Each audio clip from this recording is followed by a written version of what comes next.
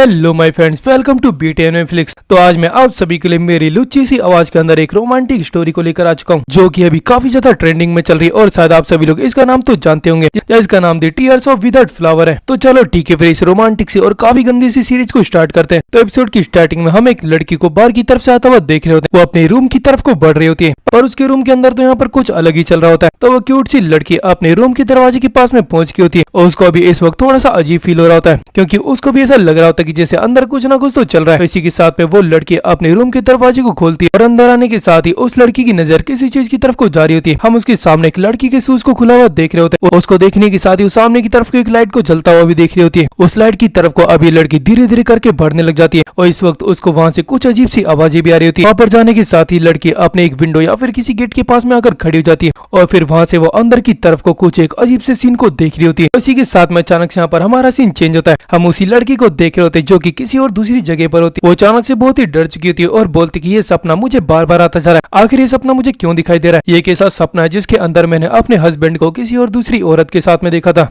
इतना बोलने के साथ में लड़की अपना फोन निकालती है और बोलती कि मेरा जो ब्रेक था अब वो खत्म हो चुका है, मुझे फिर से जल्दी जल्दी काम पर चले जाना चाहिए। तो ये लड़की अपना आराम करने के साथ में फिर से काम पर लग चुकी होती है। तो जैसे वहाँ पर बाहर आती तभी कोई बोलता कि हेसु तुम यहाँ पर हो, मैं तुमको कब से ढूंढ रहा था। हेसु वहाँ पर एक बंदे को देख रही होती है और बोलती कि आपको क्या काम है। तो वो बंदा बोलता है कि क्या मैं तुमसे 1 मिनट के लिए बात कर सकता हूँ। इतना बोलते वहाँ पर उसको किसी दूसरी तरफ को ले जाता है और इसी के साथ में उस बंदे ने वहाँ पर एक छोटा सा लिफाफा उस हेसु को दिया होता है और वो बोलता है कि तुम इस महीने की एडवांस पेमेंट मांग रही थी, तो ये लो, ये मैं तुम्हें दे रहा हूँ। ये लगभग 1.5 मिलियन वोन हो जाते हैं। तो वो बंदा यहाँ पर 1.5 मिलियन वोन को हमारी हेसु को दे रहा होता है और हेसु वो इसको लेने के साथ में उसके सामने सर झुकाते हुए उसको थैंक यू सर बोल रही होती है। फिर तभी वहाँ से जाते हुए उन पैसों को रखने लगती है। तभी उसके पीछे की तरफ को उसका जो सर होता है वो बोलता है क्या तुम अभी भी अपने पैसों को चुकाने की कोशिश कर रही हो? हेसु बोलती कि मैं क्या करूँ, मेरे ऊपर जो इंटरेस्ट है बहुत ही ज्यादा लगा हुआ है, इस वजह से मैं कुछ पैसों को बचा नहीं पा रही हूँ। ये सुनकर उसका सर बोलता है कि आखिर तुम्हारे हस्बैंड के बारे में क्या वो तुम्हारे लिए कोई काम नहीं कर रहा है? हेसु बोलती है वो काम तो कर रहा है पर उसको ज्यादा पैसे नहीं मिल पाते हैं, पर फिर भी हम दोनों मिलकर बहुत ही मेहनत करें जिस वजह से हम सभी चीजों को जल्दी से जल्दी ठीक कर देंगे। तो इतना बोलते हुए हेसु तो वहाँ से जा चुकी होती और उसके पीछे उसका जो सर होता वो बस उसको देखकर सोच रहा होता कि ये लड़की सच में बहुत ही बुरी हालत में। अब हेसु अपने काम की तरफ को लौट चुकी होती है और वो वहाँ पर अपने काम को काफी अच्छे से कर रही होती है। ऐसा लगता है कि जैसे हेसु अभी इस वक्त किसी रेस्टोरेंट के अंदर काम कर रही है, क्योंकि वो वहाँ पर सभी के ऑर्डर को लेती है और साथ में उन सभी के ऑर्डर को उनके पास में भी पहुंचाती है। हेसु इस वक्त एक कपल की तरफ को ध्यान दे रही होती है। वो सुन रही होती है कि किस तरीके से एक कपल आपस में बैठकर कितने प्यार से बात कर पा रहा है। उनको देखकर बोलती जब लोग एक दूसरे के प्यार में होते हैं तब उनके लिए सारी दुनिया कितनी ज्यादा ब्यूटीफुल हो जाती है। बस एक प्यार की मदद से उनकी पूरी जिंदगी बहुत ही प्यारी हो जाती है। इतना बोलते बोलते हमारी हेसु वहाँ पर काम कर रही होती है और वो देखती कि वो कपल अब वहाँ से बाहर की तरफ को जाने लग जाते हैं। हेसु अभी भी लगातार उन्हीं को देखे जा रही होती है। तो इसी के साथ में अचानक से कोई अपने एप्रन को निकाल कर वहाँ पर फेंकता है। हम देखते हैं वो एक लड़की होती है जो कि बोलती कि सच में मुझे यकीन नहीं हो रहा कि आजकल लोग आपको अजूमा क्यों बोलते हैं, आप इतनी जवान दिखती हो पर फिर भी ये सभी लोग आपको अजूमा बोलते हैं। सुनकर हमारी हेसु बोलती है क्योंकि मैं मैरिड हूँ इस वजह से सभी मुझे अजूमा बोलते हैं। सुनते ही वो लड़की अचानक से हेसु की गाल पकड़ लेती है और बोलती कि सच बताओ तो मैंने आज से पहले इतनी ज्यादा प्रीटी वुमेन को कभी नहीं देखा है। हम दोनों एक ही तरीके के कपड़े पहनते हैं और मैं यहाँ पर मेकअप करती हूँ और आप बिल्कुल नॉर्मल फेस से आती हो और फिर भी आप सच में बहुत ही ज्यादा ब्यूटीफुल लगती हो और मैं तो आपके सामने कुछ भी नहीं हूँ। ये सुनकर हेसु बोलती ऐसा लगता है कि तुम मुझसे अपना कोई काम निकलवाना चाहती हो, इसी वजह से मेरी इतनी तारीफ कर रही हो। वो लड़की बोलती कि नहीं ऐसा कुछ भी नहीं है,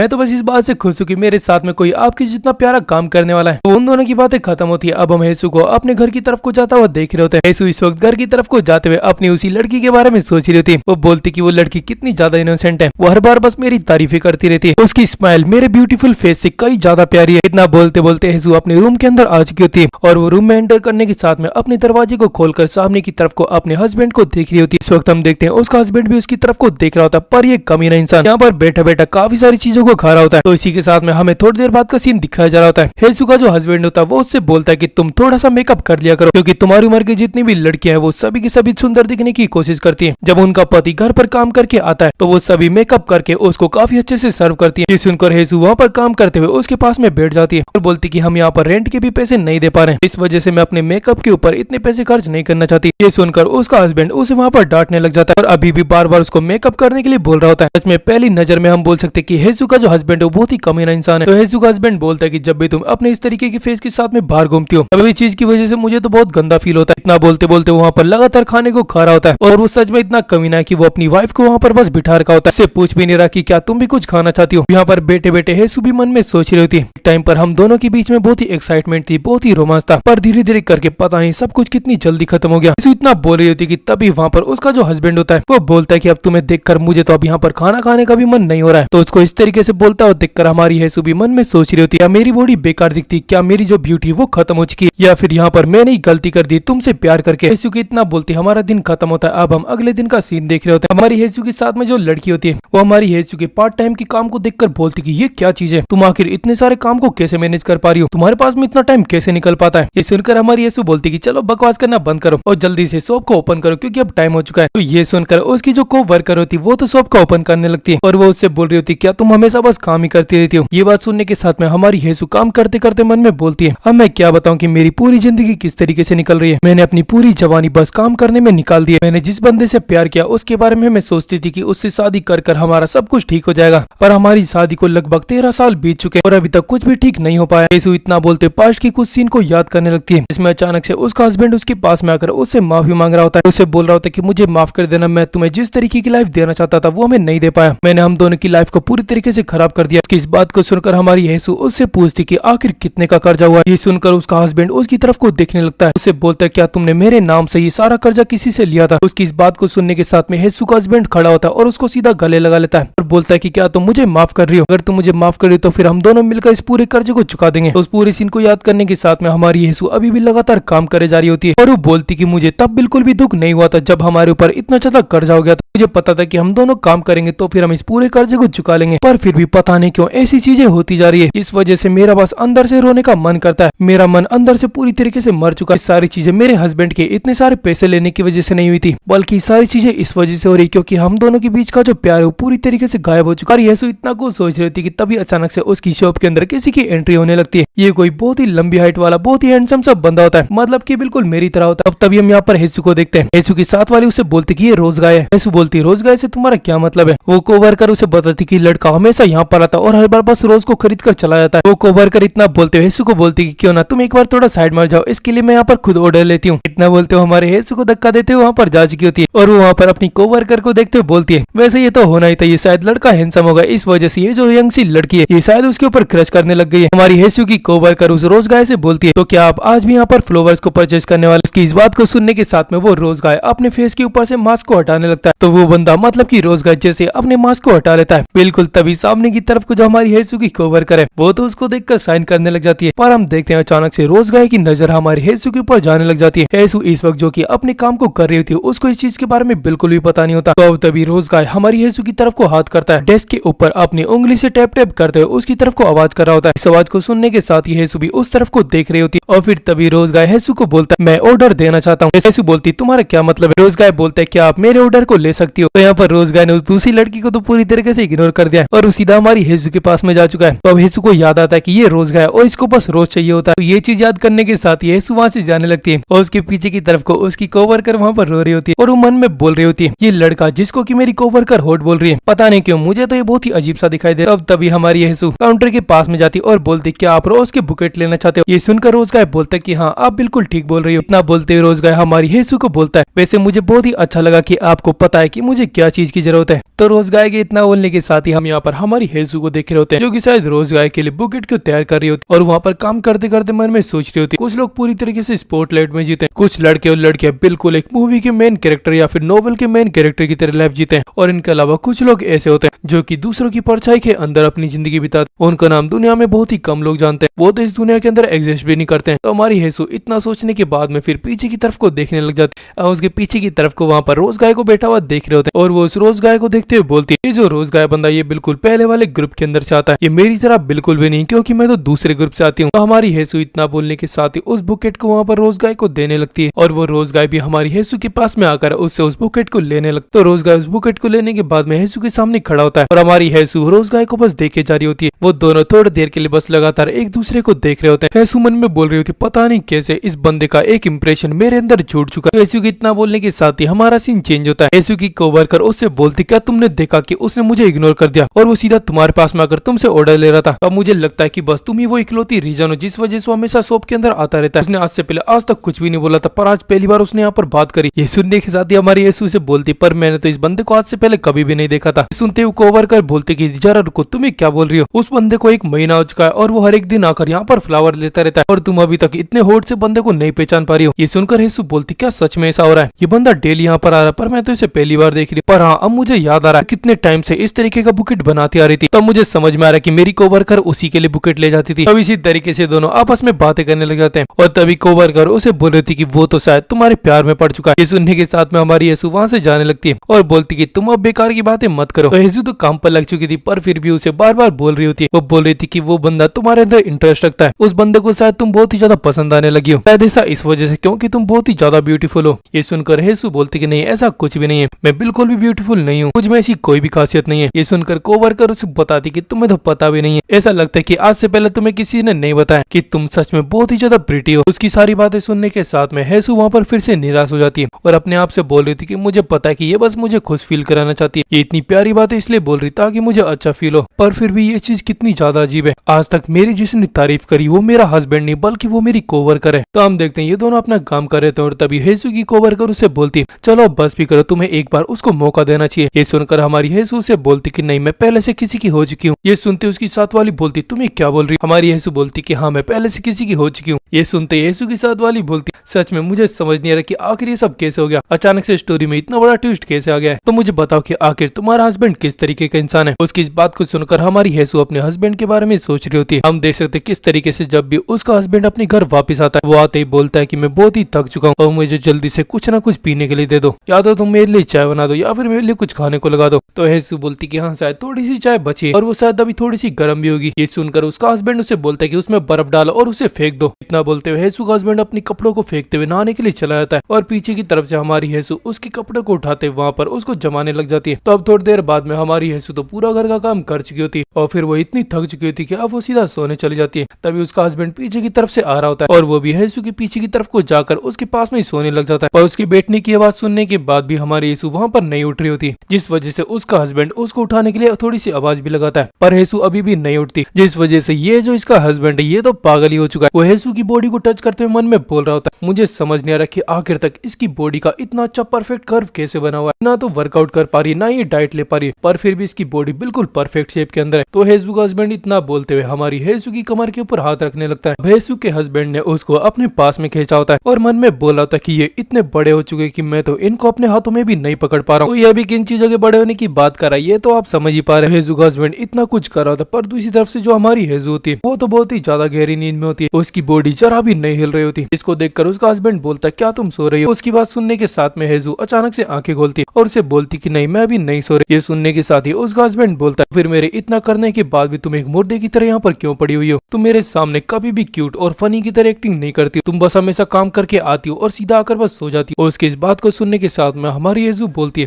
मैं बस थोड़ा सा थक चुकी हूँ, इस वजह से मेरा मन कुछ भी करने को नहीं कर रहा है। ये सुनकर उसका हस्बैंड बोलता है कि तुम थक चुकी हो, तुम्हें पता है ना कि मैं भी तुम्हारी तरह काम करता, मेरे पास में भी एक जॉब है, मुझे भी थकान होती है, तुम तो बस थोड़ा सा काम करिए और तुम यहाँ पर एक्टिंग ऐसे करी जैसे तुम बहुत ही दिन भर काम करती रहती हो। चलो छोड़ो, आखिर मुझे क्या फर्क पड़ता है, मैं बिना मतलब ही तुमको प्यार कर रहा था। इतना बोलते वो हस्बैंड तो दूसरी तरफ को सो चुका होता है और वहीं पर हमारी यीशु उसकी सारी बातें सुनकर थोड़ा सा दुखी हो चुकी होती है, पर वो भी अब उसकी बातों पर बिल्कुल ध्यान नहीं देती और वो बस सीधा सो चुकी होती है। वैसे इसके फेस से तो लग रहा है कि ये बातों पर ध्यान नहीं दे रही है। सच बताऊं तो इस तरीके की लड़कियां इन सभी चीजों को अपने दिल में लेकर बैठ जाती है और ये हमेशा उन चीजों के बारे में सोचती रहती है। अब हम अगले दिन का सीन देख रहे होते हैं। हमारी यीशु हर दिन रात को लेट आती है और वो सुबह 6 बजे उठ जाती है क्योंकि उसे काम करने जाना पड़ता है, और बस वीकेंड पे उसको 2 घंटे एक्स्ट्रा सोने को मिलते हैं क्योंकि फ्लावर की शॉप उस दिन 8 बजे खुलती है। पर फिर भी वो हमेशा जल्दी उठ जाती है क्योंकि उसे अपने हस्बैंड मतलब कि मिंचोल के लिए खाना बनाना पड़ता है। तो इसके कमीने हस्बैंड का नाम मिंचोल होता है। तो हमारी यीशु तो इतनी जल्दी उठती पर उसका फालतू सा हस्बैंड वो अभी तक सोता रहता है और हमारी यीशु पूरी शांति से यहाँ पर सारा काम कर देती है। लगभग हर एक दिन वो मिंचोल के लिए खाना भी बनाती है और लगभग हर एक दिन हमारी यीशु जब भी खाना बनाकर बैठती है तो वो देखती कि वो हर बार वहाँ पर लेट हो जाती है और बस इसी वजह से यीशु को थोड़ा सा खाकर बस वहाँ से निकलना पड़ जाता है। लगभग पूरी तरीके से खाली पेट के साथ में हमारी यीशु लगभग हर एक दिन यहाँ पर काम करने जाती है। यीशु सीधा फ्लावर शॉप में जाती है, वहाँ पर सीधा चेंजिंग रूम में जाकर अपने कपड़ों को पहनती है, अपना एप्रन लगाती है। वैसे ही जब भी एप्रन पहनती है तब इसको देखकर मुझे किसी की याद आ जाती है। यीशु के पेट में से इस वक्त आवाज आ रही होती है पर फिर भी उसको इग्नोर करते हुए मन में बोलती है, चलो कोई बात नहीं, मैं दिन में खाना खा लूंगी। होंगी, मुझे बस तब तक के लिए काम करना पड़े। हेजू फिर से काम पर लग चुकी होती है। अभी उनकी शॉप के अंदर भी दरवाजा खुलता है और कोई बंदा अंदर आ चुका होता है और वो बंदा और कोई नहीं बल्कि रोज गाय होता है। हेजू उससे पूछती क्या तुम फिर से आज भी रोज लेने वाले हो, मतलब की फ्लावर लेने वाले हो। सामने की तरफ से रोज गाय भी बोलता है कि हाँ बिल्कुल, मैं आज भी एक बुकेट मतलब की रोज लेने वाला हूँ। तब हमारी हेजू उस रोज गाय को देख रही हो और उसको देखकर मन में बोलती कि ये तो वही है, ये तो रोज गाय है। उसको देखने के साथ ही हेजू बोलते तो तुम फिर से बुकेट ले रहे हो। रोज गाय बोलते कि हाँ तुमने बिल्कुल ठीक बोला। हेजू बोलती हमेशा की तरह उसमें 10 रोज होने वाले हैं। रोज गाय बोलती कि हाँ आप बिल्कुल ठीक बोल रहे हो। तो रोज गाय से बात करने के साथ में हेजू मन में बोलती है ये बंदा दिखने में जितना अच्छा है उतनी प्यारी इसकी आवाज भी है। इसकी आवाज थोड़ी सी लो, थोड़ी सी स्लो और बहुत ही ज्यादा पोलाइट है। ऐसा लगता है कि अगर मैं इसे थोड़ी देर बात करूँ तो मुझे थोड़ा सा अच्छा फील होगा। तो हेजू वहाँ पर रोज गाय को उसकी रिसिप्ट देने लगती है और उसे बोलती कि आप यहाँ पर थोड़ी देर के लिए इंतजार कर लो, तब तक मैं आपके लिए ऑर्डर लेकर आ जाऊंगी। वो इतना बोलती कि तभी अचानक से उसके पेट में से आवाज आने लगती है और इस बार इस आवाज को तो यहाँ पर रोज गाय ने भी सुन लिया होता है। उस आवाज को सुनने के साथ में रोज गाय उसी की तरफ को देख रहा होता है और फिर उस चीज को इग्नोर करते हुए रोज गाय आगे की तरफ को हाथ बढ़ाता है और अपनी उस स्लिप के ऊपर हाथ रखते हुए उस स्लिप को लेने लगता है। स्लिप को देने के बाद में हेजू वहां से मुड़ती है और पीछे की तरफ को जाने लगती है। पेट पर हाथ रखते हुए सोच रही थी क्या उसने मेरे पेट की आवाज तो नहीं सुन ली। मेरे पेट की आवाज इस बार इतनी तेज थी कि ये तो मुझे भी सुनाई दे गई थी। सच में मुझे बहुत ही ज्यादा शर्म आ रही है। तो हेजू के इतना बोलने के बाद ही हम रोज गाय के फोन की तरफ को देख रहे होते हैं। वो हमेशा डेली के डेली किसी न किसी को कुछ ना कुछ पूछता रहता है और सामने से उसको कोई भी रिप्लाई नहीं आता है। रोज गाय अभी भी वहाँ पर अपने फोन के ऊपर ही ध्यान दे रहा होता है और फिर थोड़ी देर बाद में हम हेजू की कोवर्कर को देख रहे होते हैं जो कि अपना काम कर रही थी और फिर वो बाहर की तरफ को रोज गाय को देखती। वो देखती किस तरीके से रोज गाय किसी बंदे से मिल रहा होता है। उस बंदे से मिलते मिलते उसने वहाँ पर उससे एक कॉफी और साथ में कुछ खाने को भी लिया होता है। रोज गाय को वहाँ पर देखते हुए कोवर्कर तो बोलती है ये बंदा तो जब चलता है तो बिल्कुल ही मॉडल जैसा लगता है। तो इसकी जो हाइट है ये दिखने में भी लगभग 6 फीट से ऊपर की लग रही है। तो हेजू अभी भी लगातार रोज गाय को देखे जा रही होती है और बोल रही होती है कि इसके माता पिता जो भी होंगे मैं उनको शुक्रिया अदा बोलना चाहती हूँ कि आपने मुझे इतनी प्यारी सी चीज दिखा दी।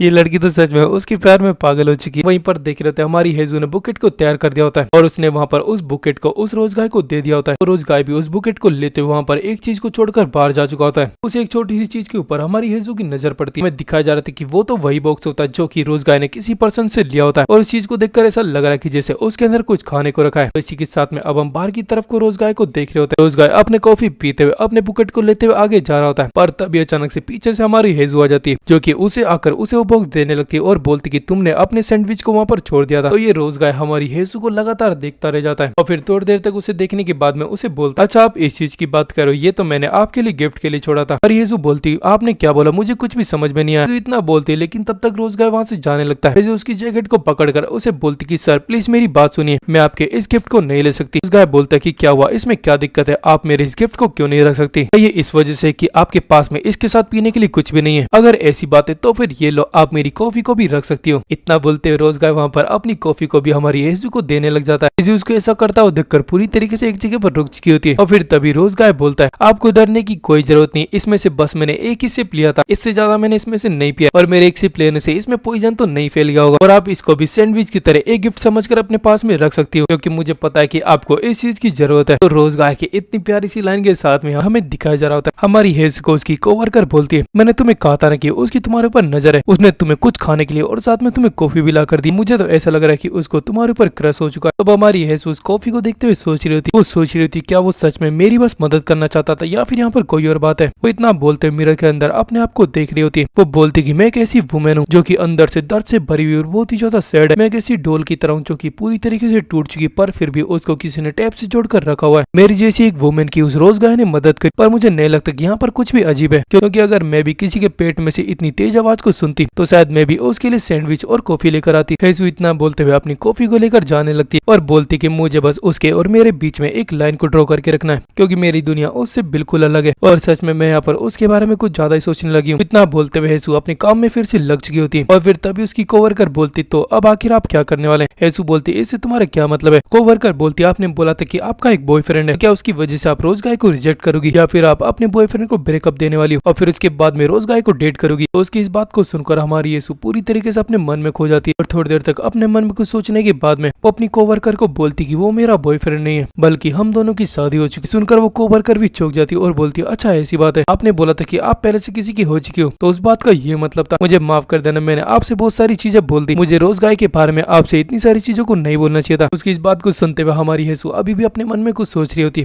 वो याद कर रही होती कि कैसे उसका हस्बैंड मतलब कि मिंचोल उसे बोलता है कि दूसरों को मत बोला करो क्योंकि हमारी शादी हो चुकी है, अर्जी की वजह से पहले हम दोनों का डाइवोर्स हो चुका है, इसलिए तुम किसी को को मत बोला करो कि हम दोनों की शादी हो रखी है। किसी को ये भी पता नहीं लगना चाहिए कि हम अभी साथ में रह रहे हैं, क्योंकि डाइवोर्स के बाद भी अभी भी हम दोनों साथ में रह रहे हैं। इस चीज से मुझे सच में बहुत ही शर्म आती है। अब हेसु अपनी कोवर्कर को बोलती मेरे पास में एक हस्बैंड है, तो इसलिए अब मैं किसी और लड़के के बारे में बात नहीं करना चाहती। ये सुनकर उसकी साथी बोलती कि ठीक है, मुझे माफ कर देना। तो इसी के साथ में हमारा सीन चेंज होता है। अब हम किसी दूसरी जगह को देख रहे होते हैं। अब हमें पता चलता है कि ये एक ऑफिस होता है। इसी ऑफिस के अंदर वो कमीना पति मतलब कि मिंचोल काम करता है। देखते हैं मिंचोल के पास में कोई आता है। वो एक लड़की होती है जो कि उसके लिए एक कॉफी को लेकर आई होती है, और ये जो मिंचोल होता है वो वहाँ पर उस कॉफी को लगातार देखे जा रहा होता है। हमें पता चलता है कि इस कॉफी के ऊपर कुछ लिखा होता है। उस पर लिखा होता है कि तुम्हारा दिन अच्छा निकले। तो ये तो आप समझ ही चुके होंगे कि लड़की यहाँ पर मिंचोल के ऊपर लाइन मार रही है, और ये कमीना मिंचोल भी उसको शायद लाइन देता होगा। तो वो लड़की वहाँ पर कॉफी देकर चली जाती है, और मिंचोल उसके बारे में सोच रहा होता है कि ये लड़की कितनी क्यूट है। इसी के साथ में हमारा सीन फिर से चेंज होता है। हम एक पतली सी गली से कुछ स्मोक को निकलता हुआ देख रहे होते हैं, और फिर तभी हम देखते हैं इस ऑफिस की कई सारे बंदे वहाँ पर आकर स्मोकिंग कर रहे होते हैं। तो ये सभी लोग यहाँ पर स्मोकिंग करते हुए अपने ऑफिस की लड़कियों के बारे में बात कर रहे होते हैं, और तभी ये जो कमीना मिंचोल होता है ये भी उस लड़की के बारे में सोच रहा होता है। ये सोच रहा होता है किस तरीके से वो इसको कॉफी देकर गई थी। इसी के साथ में अचानक से मिंचोल का साथी उसे बोलता है, मिंचोल मैंने देखा कि जो एरी है वो तुम्हारे अंदर थोड़ा सा इंटरेस्ट रखती है, ऐसा लगता है कि उसका दिल तुम्हारे ऊपर आ चुका है। तभी एक और बंदा बोलता है कि ये इस वजह से क्योंकि ये जो मिंचोल है सच में बहुत ही ज्यादा हैंडसम है। वो बंदा बोलता है कि मिंचोल तुम बस 33 साल के और अभी तक तुम सिंगल हो, तुम्हारी उम्र बिल्कुल परफेक्ट है एक वुमेन को फंसाने के लिए। वो बंदा इतना बोल ही रहा होता है कि तभी अचानक से उस ऑफिस के अंदर से एरी भी निकल रही होती है। एरी अपने दोस्त के साथ में होती है, और वो वहाँ पर उससे कई सारी बातें कर रही होती है। तभी ये कमीना मिंचोल भी उसको देख रहा होता है और बोलता है कि हाँ मैं सिंगल हूँ और मैं लड़कियों को फंसा सकता हूँ। तो मिंचोल की सभी साथी उसको बोल रहे थे कि तुम्हें एक बार ट्राई करना चाहिए,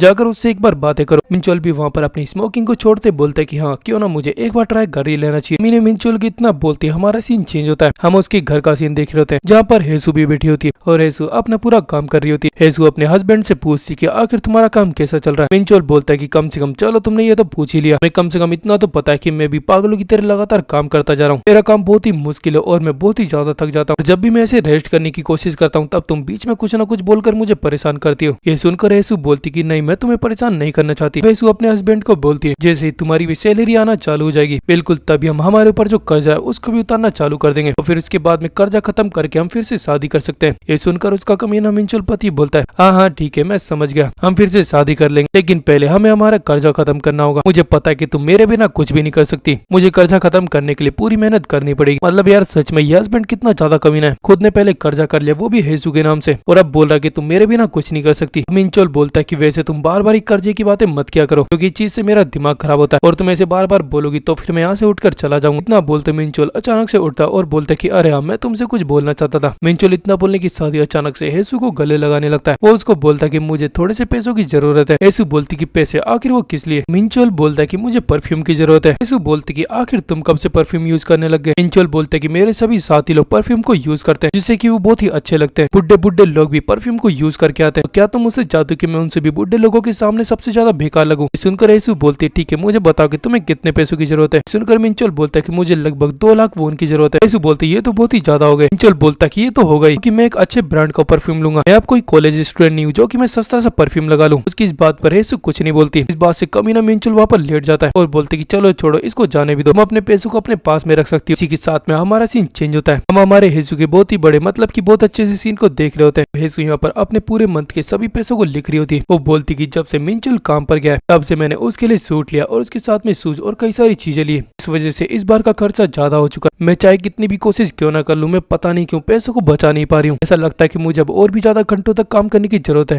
मुझे शायद अब और भी ज्यादा काम करना चाहिए। इतना बोलते हुए अचानक से उठती है और वो एक कपड़े के पास में जाकर उसके अंदर एक लिफाफे को रखने लगती है। मन में बोल रही थी कि मेरे पति को लगभग 2 लाख फोन की जरूरत है, तो मैं उसके लिए इतना तो आराम से कर ही सकती हूँ। हम देख सकते हैं हमारी हेसु ने अपने पूरे महीने के कई सारे खर्चों को रोक कर वहाँ पर पूरा कैलकुलेशन कर कुछ पैसों को अलग निकाला होता है कि उसने वहाँ पर अपने हस्बैंड की कोलोगनी के लिए रखे होते हैं, मतलब कि कुछ परफ्यूम और साथ में कुछ अलग चीजों के लिए रखे होते हैं। वैसु बोलती कि मेरे पास में एक दिन में 24 घंटे और मैं लगभग पूरे 24 घंटे लगातार काम कर रही हूँ, पर फिर भी मुझसे जितना होगा मैं उतना करूंगी, इतनी ज्यादा मेहनत करूंगी कि जिससे हम अपने कर्जे को जल्दी से जल्दी खत्म कर सकें, फिर हम दोनों मिलकर शादी करेंगे और फिर हमारा परिवार हमेशा खुश रहेगा। वैसु के इतना बोलने के साथ ही हमारा सीन चेंज होता है। अंधेरे की रात में हम कहीं पर 2 लोगों को देख देख रहे होते हैं, जिनमें एक बंदा तो वहाँ पर फालतू की चीजें मतलब की सिगरेट पी रहा होता है। वो बंदा किसी को बोल रहा होता है, सच में तुमने बहुत समय पहले हमें ट्रीट दी थी, आज तुम हमें फिर से डिनर के लिए ट्रीट दे रहे हो, क्या तुम इस चीज के लिए पक्का हो ना? क्या तुम सच में हम सभी को ले जाना चाहते हो? इसी के साथ में अब हम वहाँ पर रोज गाय को देख रहे होते हैं। रोज गाय यहाँ पर शायद अपने दोस्तों को लेकर कहीं पर डिनर पर जाने वाला है। वो बंदा बोलते कि वहाँ पर बहुत ही ज्यादा भीड़ होने वाली है और तुम्हें तो भीड़ से बहुत ही नफरत है, और हाँ मुझे बताओ कि आखिर हम किन को लेकर जाने वाले हैं, आखिर मैं किन लोगों को अपने साथ में बुलाऊं? इस बात पर रोज गाय बोलता है कि तुम अपने दोस्तों को बुला सकते हो, तुम चाहे किसी को भी चाहो तुम उनको बुला सकते हो। सुनकर रोज गाय का दोस्त बोलता है तो ठीक है, फिर मैं कई सारी लड़कियों को जानता हूँ जो कि तुम्हारे साथ में बस बैठने के लिए भी राजी है ना। बोलते हुए सीधा रोज गाय को अजीब तरीके से देखने लग जाता है। मन में सोच रहा होता है कि आखिर ये अचानक से क्या करने लग गया है, ये अचानक से किसी जगह पर जाना चाहता है और वहाँ पर डिनर करना चाहता है। हम देखते हैं इस वक्त वो रोज गाय भी उसी को देखे जा रहा होता है और फिर तभी वहाँ से जाने लगता है। वो उसका दोस्त भी उसे बोलता है ठीक है, 2 लोग हमारे साथ में आने वाले हैं तो फिर हमें अभी चलना चाहिए। रोज गाय बोलते है कि चलो ठीक है, अभी के भी चलो। बंदा बोलते कि पता नहीं आखिर इसको इतनी ज्यादा जल्दी क्यों हो रही है, ऐसा लगता है कि जैसे ये बंदा कुछ ना कुछ तो जरूर कर रहा है। आखिर आजकल ये रोज गाय इतना ज्यादा खुश क्यों दिखाई दे रहा है? हम देख भी सकते हैं कि इस वक्त हमारा रोज गाय शायद हल्की सी स्माइल भी कर रहा होता है। इसी के साथ में अब हमारा सीन चेंज होता है। हम शायद यहाँ पर किसी रेस्टोरेंट का सीन देख रहे होते हैं। उस रेस्टोरेंट के अंदर की तरफ को एक बंदा वहाँ पर बियर पी रहा होता है। अब ये बियर है या फिर कोई नॉर्मल ड्रिंक है, इसके बारे में मुझे कुछ नहीं पता। फिर हम वहाँ पर अचानक से हमारी हेजू को देख रहे होते हैं। हेजू वहाँ पर उन सभी को सर्व कर रही होती है, तो सभी लोग अपनी अपनी वाइफ की वहाँ पर बातें कर रहे होते हैं। ये चीज सुनने के साथ में हमारी हेजू भी अपने मन में सोचने लग जाती है। वो भी अपने हस्बैंड के बारे मतलब की कमीने मिनचोल के बारे में सोच रही होती है। चलो उसे बोल रहा होता है कि तुम कभी भी क्यूट या फिर फनी एक्ट नहीं करती हो, तुम हमेशा मेरे सामने एक लकड़ी की तरह पड़ी रहती। ना सोचने के साथ में हेजू मन में बोलती है, एक समय था जब मिनचोल भी मुझे बहुत ही प्यार किया करता था, हम दोनों के बीच में बहुत ही प्यार था और सब कुछ अच्छा चल रहा था, और मुझे लगता है कि सब कुछ मेरी वजह से खराब हुआ, कि शायद मैं उसका ठीक से ध्यान नहीं रखती हूँ, मैं शायद उसको ठीक से प्यार नहीं करती हूँ। इतना कुछ सोच रही थी तभी उसका जो बॉस था वो बोलता है कि जल्दी से जाओ और भी कस्टमर आ रहे हैं। सुनकर हेजू बोलती ठीक है मैं समझ गई, मैं अभी जा रही हूँ। इतना बोलने के साथ ही हम देख सकते हैं कि कुछ लोग वहाँ पर इस रेस्टोरेंट के अंदर एंटर करने लग जाते हैं। हमारी हेजू उनके सामने चली जाती है और वो उनका वेलकम कर रही होती है, लेकिन तभी अचानक से उन लोगों के बीच में हमारा रोज गाय भी होता है। रोज गाय तो वहाँ पर आने के साथ में सीधा हमारे हेजू को देखे जा रहा होता है। अब ये दोनों मतलब की रोज गाय और हमारी हेजू दोनों एक दूसरे के सामने खड़े होते हैं और वो दोनों बस एक दूसरे को लगातार देखे जा रहे होते हैं। और हेजू अपने मन में बोल रही होती कि ये क्या हुआ, ये रोज गाय अचानक से यहाँ पर कैसे आ गया। रोज गाय के साथ में जो बंदे होते हैं वो उसे बोलते कि तुम्हारा शुक्रिया कि तुम आज हमें ट्रीट दे रहे हो। अब तभी रोज गाय के साथ में जो लड़की होती है वो हमारे हेजू को बोलती कि हम 4 लोग हैं, तो हेजू उसकी बातों पर ध्यान नहीं दे पा रही होती। वो बोलती कि सॉरी आपने क्या बोला, तो वो लड़की हेजू के पास में जाती और बोलती कि मैंने कहा कि 4 लोगों के लिए टेबल तैयार करो। हमारी प्यारी सी हेजू ये सुनकर बोलती हाँ मुझे माफ कर देना, मैं अभी आपके लिए टेबल को तैयार करती हूँ। तो हेजू वहाँ से चली जाती है, उसने टेबल को तैयार किया होता है और अब वो वहाँ पर उनके लिए खाने को भी ले जा रही होती है। अब हम देख सकते हैं वहाँ पर वो जो सभी लोग होते हैं मतलब कि रोज गाय के साथ में जो सभी लोग होते हैं वो टेबल पर बैठकर अपने खाने को एंजॉय कर रहे होते हैं। और उस वक्त हमारी हेजू उनको इग्नोर करते वहाँ से अपने काम में लग चुकी होती,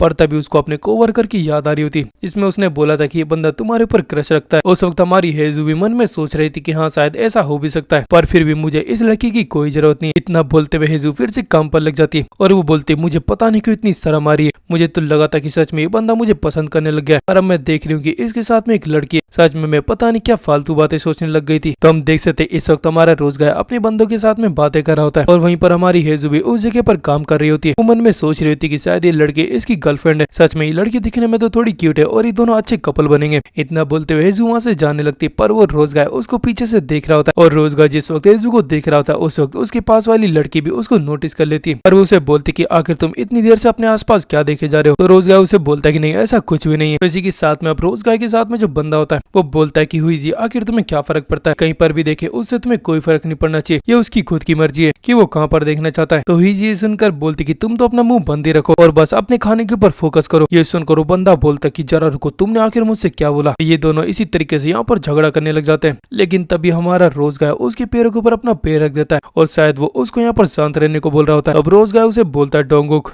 तुम्हें अपने खाने के ऊपर ध्यान रखना चाहिए, तुम्हारा खाना यहाँ पर रखा रखा खराब होता जा रहा है। किस बात को सुनकर डोंगुक बोलता है ठीक है मैं अपने खाने के ऊपर फोकस करता हूँ, मैं भी क्यों यहाँ पर फालतू लोगों के साथ में बात कर रहा था। डोंगुक कितना बोलने के साथ ही हुई जी हमारे रोज गाय को देख रही होती और फिर वो अचानक से बोलती है तेहुन आखिर तुम उस लड़की की तरफ को क्यों घूरे जा रहे हो, क्या तुम उस लड़की को जानते हो। तो हुई जी की इस बात को सुनने के साथ में हमारा रोज गाय मतलब की तेहुन हुई जी की तरफ को देखे जा रहा था और उसे बोलते कि हाँ मैं उसको जानता हूँ। और हमारा रोज गाय मतलब की तेहुन इतना बोलते वहाँ पर स्माइल भी कर रहा होता है और वो इस वक्त थोड़ा सा खुश भी दिख रहा होता है। और वहीं पर जो हुई जी होती है वो बोलती है मुझे लगा ही नहीं था कि सच में यहाँ पर हाँ बोल देगा और मुझे समझ नहीं आ रहा कि आखिर ये दोनों एक दूसरे को कैसे जानते हैं। तो हुई जी की इतना बोलने के साथ ही अब हम कुछ समय बाद का सीन देख रहे होते हैं। हम देखते हैं हमारी हेजो अपने घर आ चुकी होती है और वो घर पर आने के साथ में अपने काम को करने लग जाती है। इस वक्त अपने धुले हुए कपड़ों को फोल्ड कर रही होती है, लेकिन तभी वो नोटिस करती है कि उसका एक कपड़ा फट चुका होता है। उस चीज को देखने के के साथ ही हेजू बोलती ये तो बहुत गलत है, मैंने इसको अभी बस कुछ सालों पहले ही तो खरीदा था, पर चलो कोई बात नहीं, मैं इसको सील लूंगी और मैं इसको फिर से यूज कर पाऊंगी। हमारी हेजू इसी तरीके से वहाँ पर लगातार काम कर रही होती है। उस वक्त उसका जो कमीना पति मिंचोल होता है वहाँ पर लेटा लेटा अपने फोन को चला रहा होता है। फोन को चलाते वो हेजू से बोलता है क्या तुम सोने के लिए नहीं आ रही? हेजू बोलती कि नहीं, मैं अभी अपने कपड़े को सील रही हूँ। ये सुनकर मिंचोल खड़ा होता और बोलता कि मुझे देखने दो, आखिर तुम किसको सील रही हो? वो वहाँ पर उठकर उस कपड़े को देखने लगता है। वो देखता है कि वो तो पहले से बहुत ही बुरी तरीके से फट चुका होता है। उस कपड़े को देखते बोलता है कि क्या तुम सच में इसको सीलने वाली हो? फालतू की बातें बंद करो, जल्दी से इस कपड़े को फेंक दो। ये सुनकर हमारी हेजू बोलती कि नहीं, मैं इसको सीलकर फिर से पहन सकती हूँ। ये सुनकर मिंचोल बोलता है हेजू जरा तुम अपनी तरफ को तो देखो, तुम्हारी जैसी औरत को कोई भी आदमी पसंद नहीं करने वाला है। हमारे कपड़े फटे हुए, हमारे सारे अंडरगारमेंट लूज हो चुके हैं, पर फिर भी तुम उनको यूज कर रही हो। सच में कितनी शर्म की बात है। मिंचोल की इस बात को सुनकर हेजू मन में बोलती है हस्बैंड की इन सभी शब्दों को सुनकर मुझे अपनी वो फैंटेसी याद आ रही है जिसमें मैं सोच रही थी कि वो लड़का मुझे पसंद करने लगा है। सच में मैं भी पागल हूँ कि मैं भी आखिर क्या क्या सोचती रहती हूँ। हेजू इतना बोलते हुए अपना सर नीचे झुकाती है और वो अपने हस्बैंड को बोलती प्लीज मुझे मेरा कपड़ा वापस दे दो। मिंचोल इतना बोलते हुए उसे बोलता है क्या तुम अब यहाँ पर रोने वाली हो, और क्या तुम फिर से अपने कपड़ों को सील कर पहनने वाली हो? मिंचोल इतना बोलते बोलते अचानक से हेजू को पकड़ लेता है और उसको गले लगा लेता है और बोलता है कि हेजू मेरी बात सुनो। इतना बोलते हुए हमारी हेजू के साथ में लेट जाता है और उसे बोलता है तुम वुडन के ऐसे लोग की तरह जो कि बिल्कुल भी क्यूट, बिल्कुल भी रोमांटिक नहीं है, पर फिर भी मैं तुम्हारे साथ में यहाँ पर रह रहा हूँ। तो मुझे बताओ कि आखिर ऐसा कौन होगा जो कि इतना कुछ होने के बाद भी तुम्हारे साथ में ऐसे रहेगा? कमीने ते उनकी सारी बातें सुनकर हमारी हेजू पूरी तरीके से दुखी हो चुकी होती और वो बोलते कि हाँ तुम बिल्कुल ठीक बोल रहे हो। हमारी हेजू के इतना बोलने के साथ ही अब हमारा सीन चेंज होता है। हम शायद अगले दिन का सीन देख रहे होते हैं। हमारी हेजू सुबह सुबह अपने काम पर लग चुकी होती है। उसके इतने प्यारे से फिगर के साथ में हमारी भी सुबह बहुत ही अच्छी हो रही होती है। तब पीछे से मिंचोल उसे बोल रहा था कि ऐसा लगता है कि बारिश होने वाली है और ये शायद रात भर भी हो सकती है। उसकी इस बात को सुनकर हमारी हेजू कपड़े पहनकर तैयार होती है। अब वो बाहर जाने के लिए अम्ब्रेला को ढूंढ रही होती है। वहाँ पर एक ड्रॉर को खोलकर देखती कि वहाँ पर 2 अम्ब्रेला रखे होते हैं, पर वो बोलते मुझे समझ नहीं आ रहा कि आखिर इन दोनों में से अच्छा वाला कौन सा है और आखिर ठीक से कौन सा काम करेगा। वो इतना बोलते वहाँ पर जो बिल्कुल बेकार सा होता है उसको उठा लेती है। उसको खोलते हुए वो देखती कि वहाँ पर एक थोड़ा सा फटा हुआ होता है, और वो उसको देखकर भी बोलती कि चलो कोई बात नहीं, इससे मेरा काम तो हो ही जाएगा, कम से कम ये पूरी तरीके से तो टूटा नहीं है, मैं इसको अभी भी और कुछ दिनों तक आराम से यूज कर पाऊंगी। इतना बोलते हुए हमारी हेजू ने टूटे हुए अम्ब्रेला को लिया होता है और अच्छे वाले को वहाँ पर छोड़ दिया होता है ताकि उसका कमीना हस्बैंड उसको यूज कर सके। अब इसी के साथ में हमारा सीन चेंज होता है। हम हेजू के हस्बैंड के ऑफिस का सीन देखते हैं। वहाँ पर जो एरी होती है वो अपना काम छोड़कर कॉफी बनाने के लिए जा रही होती है, और हम देखते कि वहाँ पर ऑफिस के अंदर पहले से मिंचोल कॉफी बना रहा होता है। एरी उसके पास में आती है और वो वहाँ पर आसपास में अपने कप को देखने लग जाती है। वहाँ पर कुछ देख रही होती पर उसे वहाँ पर वो चीज नहीं मिल रही होती। अब एरी अचानक से आसपास देखने लग जाती है और बोलती कि यहाँ पर कॉफी का एक नया बॉक्स रखा हुआ था, शायद वो यहीं आसपास में रखा होगा। इतना बोलती है लेकिन तभी उसे अजीब सी आवाज आती है। इस चीज की वजह से बहुत ही डर जाती है और वो सीधा मिंचोल को पकड़ लेती है। इस चीज को देखने के साथ में मिंचोल बोलता है कि आखिर क्या दिक्कत है? एरी बताती कि एक इंसेक्ट आ चुका है, मतलब कि एक बग आ चुका है। मिंचोल बोलता है अच्छा तुम्हें इंसेक्ट से डर लगता है? एरी बोलती कि मुझे बचपन से उनसे बहुत ही ज्यादा डर लगता है। इतना बोलते हुए जानबूझकर मिंचोल को काफी कस के पकड़ी होती है ताकि उसके बड़े बड़े दिल उसको टच हो सके। वो अपने दिलों को जानबूझकर उसके हाथों पर रगड़ रही होती है और दूसरी तरफ से कमीना मिंचोल भी उसकी इस हरकत को देखकर मन में बोलता है सच में ये लड़की कितनी ज्यादा प्यारी है। अब मिंचोल बोलता है कि ठीक है मुझे बताओ कि आखिर वो इंसेक्ट कहाँ पर, मैं उसको भी भगा देता हूँ। मिंचोल उस इंसेक्ट को भगा रहा होता है और इस वक्त एरी अभी भी उसके हाथों को पकड़ कर खड़ी होती है। वो दोनों वहाँ पर एक लॉकर की तरफ को देख रहे होते हैं, पर अभी भी एरी उसको बिल्कुल भी नहीं छोड़ रही होती, अभी भी कसकर उसको पकड़े रखी होती है और अभी भी उसके बगल में खड़ी होती है। इसी के साथ में हमारा सीन चेंज होता है। वो हमारी हेजू की रोज की शॉप को देख रहे होता है। इसी के साथ में हेजू की जो कोवर्कर होती है बोलती कि उस बंदे को अब तक आ जाना चाहिए था, उसके आने का टाइम हो चुका है, अगर वो भी नहीं आएगा तो फिर मैं आखिर दिन भर कैसे काम कर पाऊंगी? उसके हैंडसम से फेस को देख के बिना मेरी बॉडी में एनर्जी नहीं आएगी। वो इतना बोल रही थी कि तभी वहाँ पर रोज गाय मतलब कि तेई उनकी एंट्री होती है। उसको वहाँ पर आता हुआ देखकर हमारी हेजू अपने फेस को नीचे झुका लेती है क्योंकि उसको लग रहा होता है कि आखिर मेरी जैसी वुमेन को आखिर कौन ही पसंद करेगा। हेजू वहाँ से जाने लगती है और बोलती ठीक है मैं पीछे खड़ी हो जाती हूँ, ऑर्डर को ले लेना और मुझे बता देना। तो हेजू तो वहाँ से जा चुकी थी पर वो तेउन उसी वक्त वहाँ पर शॉप के अंदर एंटर करता है। वो वहाँ पर हमारी हेजू को वहाँ से जाते हुए देख रहा होता है। वो देख रहा होता है किस तरीके से हेजू बहुत ही जल्दी में वहाँ से गई होती है। इस चीज को देखने के साथ में तेउन को भी बिल्कुल भी यकीन नहीं हो रहा था। वो मन में सोच रहा था कि आखिर इनको अचानक से क्या हो गया। तो हम देखते हैं रोज गाय मतलब कि तेउन अंदर आकर खड़ा हो जाता है और तभी हेजू की कोवर्कर बोलती कि सर मैं आपकी कैसे हेल्प कर सकती हूँ? क्या आप हमेशा की तरह आज भी बुकेट को लेना चाहते हैं? ये सुनकर तेउन बोलते कि हाँ प्लीज मेरे लिए बुकेट ला दो। ये सुनकर हेजू की कोवर्कर मन में बोलती कि ये बंदा तो मेरी तरफ को देख भी नहीं रहा, पर चलो कोई बात नहीं मैं इनके लिए बुकेट को तैयार करती हूँ। वो इतना बोलते हुए हमारी हेजू को बता देती है और वो उसे ऑर्डर दे देती है। इसी के साथ में हमारा सीन भी चेंज हो जाता है। इनकी शिफ्ट खत्म होती है, हेजू की कोवर्कर वहाँ से जा रही होती है और वहीं पर हमारी हेजू भी अपने अम्ब्रेला को ओपन कर रही होती है। हेजू बोलती कि मैं हमेशा उसको इग्नोर तो नहीं कर सकती, मुझे कभी ना कभी तो उससे ऑर्डर को लेना पड़ेगा। कोई बात नहीं, एक बार मुझे ठीक फील हो तब मैं उसे ऑर्डर ले लूंगी। इतना बोलते हुए हेजू अपने अम्ब्रेला को ओपन करने लगती, लेकिन जैसे ही वो अपने अम्ब्रेला को ओपन करती तभी अचानक से वो पूरी तरीके से फट चुका होता है। इस चीज को देखकर हेजू के भी होश उड़ चुके होते हैं और वो थोड़ी सी अब चिंता में पड़ चुकी होती है क्योंकि अब वो बिना अम्ब्रेला के यहाँ से घर कैसे जाएगी। हेजू बोलती कि मैंने सुबह चेक किया था, ये इतना बेकार तो नहीं दिख रहा था, पर आखिर ये से कैसे फट चुका है। हेजू इतना बोलते हुए बारिश की तरफ मतलब की रेन की तरफ को देख रही होती और बोलती कि आखिर अब मैं घर कैसे जाऊँ, मुझे अभी दूसरी शिफ्ट के लिए भी निकलना होगा। हेजू इतना बोलते हुए अपने अम्ब्रेला को वहाँ पर नीचे करने लग जाती है और बोलती कि ये तो बस छोटा सा अम्ब्रेला है, इसको मैं फिर से खरीद लूंगी, मेरे पास में बहुत पैसे, मुझे चिंता करने की कोई जरूरत नहीं। पर आखिर अभी मुझे क्या करना चाहिए? क्या मुझे अपने हस्बैंड मतलब कि मिंचल को कॉल करना चाहिए? और मुझे लगता है कि मैं कॉल करूंगी तो फिर वो मुझ पर गुस्सा हो जाएगा। इतना बोली रहती कि तभी अचानक से एक बंदे का हाथ आता और वहाँ पर उसने एक बहुत ही बड़ा सा अम्ब्रेला पकड़ा होता है। तो इसी के साथ में हम यहाँ पर उस रोज गाय को देख रहे होते हैं। उसने वहाँ पर आते हुए हमारी हेजू को पूरी तरीके से कवर कर लिया और वहाँ पर हेजू को अपने अम्ब्रेला के नीचे करते हुए उससे पूछता है, आप कहाँ पर रहती है, मुझे बताइए, मैं आपको वहाँ पर छोड़ दूंगा। ये सुनकर हेजू बोलती कि नहीं, इसकी कोई जरूरत नहीं, मैं बहुत ही ज्यादा दूर रहती हूँ, इसलिए आपको चिंता करने की कोई जरूरत नहीं, मुझे लगता है कि आपको चले जाना चाहिए। उसकी इस बात को सुनने के साथ ही हमारा रोजगार मतलब कि तेवन उसके और भी पास में आ जाता है और उसे बोलता है कि मुझे नहीं लगता कि बारिश अभी रुकने वाली है, तो इसलिए आपको मेरे साथ में चलना चाहिए। तेवन इतना बोलते हुए हमारी हेजू को देखे जा रहा होता है तो उसे बोलता है कि मैं अपने अम्ब्रेला को आपके साथ में शेयर करना चाहता हूँ, क्या मैं इतना सा आपके लिए नहीं कर सकता? देख सकते तेवन जब ये बोल रहा था तब हमारी हेजू भी उसको बस देखे जा रही होती है। तो हम देखते हैं इस वक्त हमारी हेजू तेवन को देखे जा रही होती है और वो उसको देखते हुए मन में बोलती, मुझे ऐसा लगता है कि मैं चाहे कोई भी रास्ते पर जाऊँ, फिर भी वो जो रास्ता वो मुझे हमेशा इसकी तरफ को ले जा रहा है। ऐसा लगता है कि जैसे वर्ल्ड मुझसे चाहता है कि मैं इस लड़के के पास में। हेजू मन में बोलती कि मैं बार बार इसको हर एक चीज के लिए मना करती रहती हूँ, पर मुझे लगता है कि मुझे इस बार इसको मना नहीं करना चाहिए क्योंकि ये तो बस मेरी यहाँ पर मदद करना चाहता है। हम देख सकते हैं हेजू वहाँ पर तेवन को बोलती तुम्हारा शुक्रिया। इतना बोलते हुए वहाँ पर तेवन के साथ में उसके अम्ब्रेला के नीचे चलने लग जाती और वो मन में सोच रही थी कि बस घर तक जाने में मुझे कोई भी दिक्कत नहीं है, ये बस एक बार के लिए, मैं एक बार के लिए इसके साथ में यहाँ पर ऐसे जा सकती हूँ। तो हम देख सकते हैं कि ये दोनों चलते हुए काफी दूरी तक निकल चुके होते हैं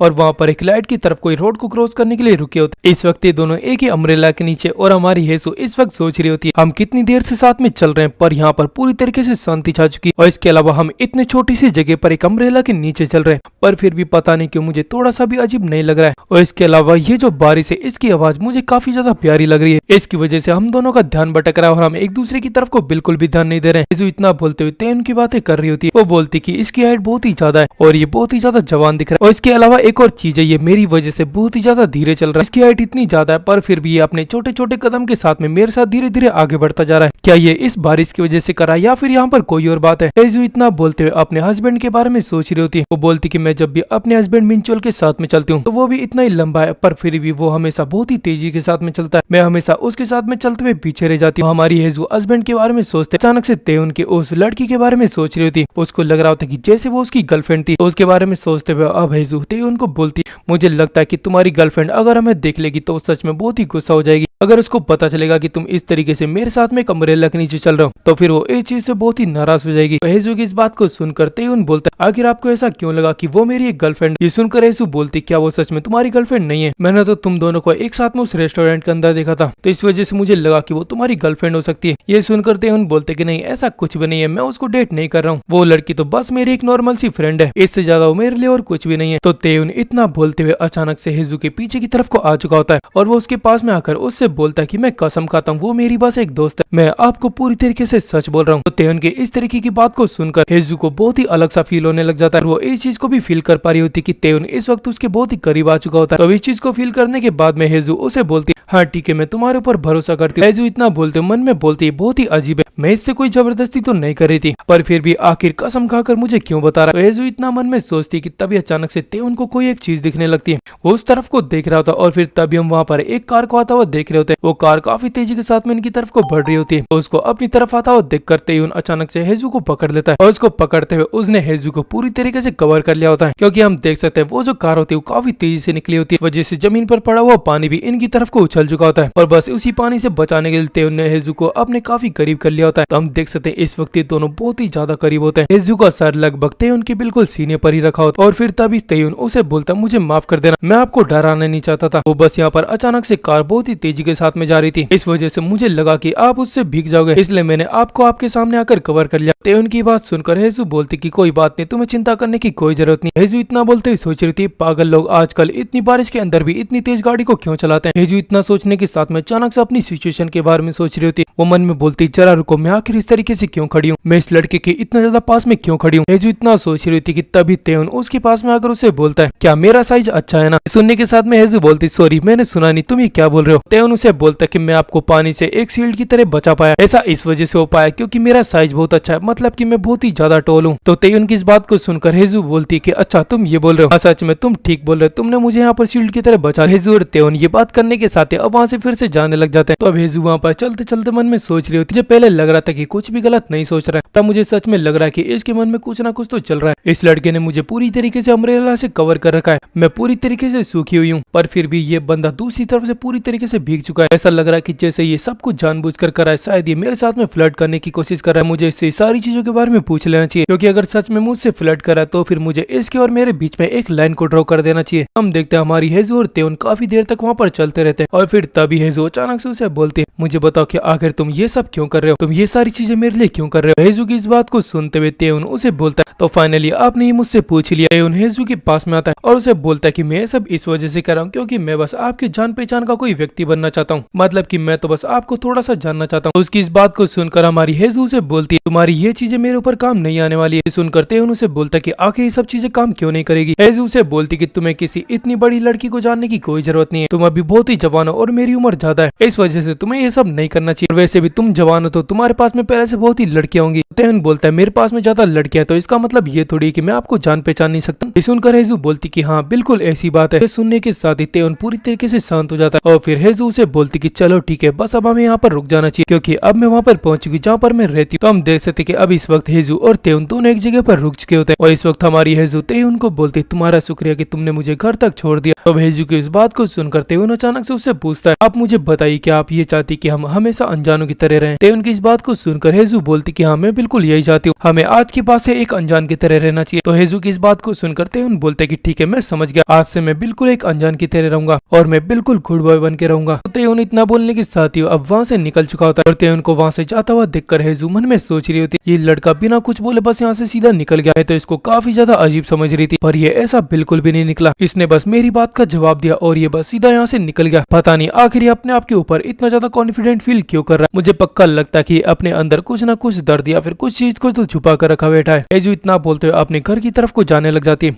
और मन में बोलते मुझे समझ नहीं आ रहा कि आखिर मेरे अंदर इंटरेस्ट क्यों दिखा रहा है, आजकल के यंग बच्चे बिल्कुल इसी के जैसे हो चुके हैं। हेजू इतना बोलते हुए अपने रूम के अंदर पहुंच गई थी और वो वहाँ पर एक अम्ब्रेला को रखा हुआ देख रही होती है। उस अम्ब्रेला को देखते हुए हेजू बोलती ऐसा लगता है कि मिंचोल अपने अम्ब्रेला को ले जाना भूल चुका है। इतना कुछ सोचते हुए अचानक से हेजू को बात याद आती है जिसमें उसने रेस्टोरेंट में सुना था कई लोग बोल रहे थे कि अगर पत्नी अपने पति का बहुत ख्याल रखती है तो फिर उसका पति उससे बहुत ही प्यार करता है। तो हमारी हेजू उसी चीज के बारे में लगातार सोची जा रही होती और वो वहाँ पर उस अम्ब्रेला की तरफ खुद देख रही होती है और तभी अचानक से हेजू ने उस अम्ब्रेला को उठाया होता है और मन में बोलती कि चलो ठीक है फिर आज के लिए मैं अपने हस्बैंड को उसके वर्क से लेने जाने वाली हूँ और मुझे पक्का पता है कि मेरा हस्बैंड मिंचोल इस चीज को बहुत ही पसंद करेगा। तो हमारी हेजू उस अम्ब्रेला को लेते हुए उसके वर्क ऑफिस के सामने पहुंच चुकी होती है। वहाँ पर एक एक करके कई सारे लोग धीरे धीरे निकलते जा रहे होते हैं पर अभी भी मिंचोल वहाँ पर नहीं आया होता। तो इस चीज को देखते हुए हमारी हेजू उसको कॉल करने लगती है पर हेजू का कॉल उसको लग ही नहीं पा रहा होता। हेजू इस चीज के बारे में सोचते हुए बोल रही होती है ऐसा लगता है कि मेरे हस्बैंड का जो फोन है वो डेड हो चुका होगा, ऐसा लगता है कि अब तक वो अपने ऑफिस से निकल चुका होगा, मुझे यहाँ पर आने में थोड़ी सी लेट हो चुकी है, मुझे थोड़ा जल्दी आना चाहिए था, चलो ठीक है अब मुझे भी घर जाना चाहिए। हेजू इतना बोलते वहाँ से जाने लगते लेकिन तभी वो सामने की तरफ को मिंचोल को और साथ में एक लड़की को देख रही होती है। वो दोनों एक ही अम्ब्रेला के नीचे चल रहे थे और दिखने में काफी खुश लग रहे होते हैं और वो चलते हुए सीधा हमारी हेजू की तरफ को जा रहे होते हैं। हमारी हेजू भी वहाँ पर खड़े खड़े बिल्कुल शांति से उनको देख के जा रही होती है। अब हम देखते हैं दोनों के दोनों एक दूसरे के सामने आ चुके होते हैं, एक तरफ हमारी हेजू होती है दूसरी तरफ मिंचोल अपनी किसी लड़की के साथ में होता है। तो अब हम देख रहे होते हैं वो जो लड़की होती है वो और कोई नहीं बल्कि वो एरी होती है। एरी मिंचोल को बोलती देखो ये लड़की हमें किस तरीके से घूरे जा रही है। एरी के बाद में अब मिंचोल बोलता है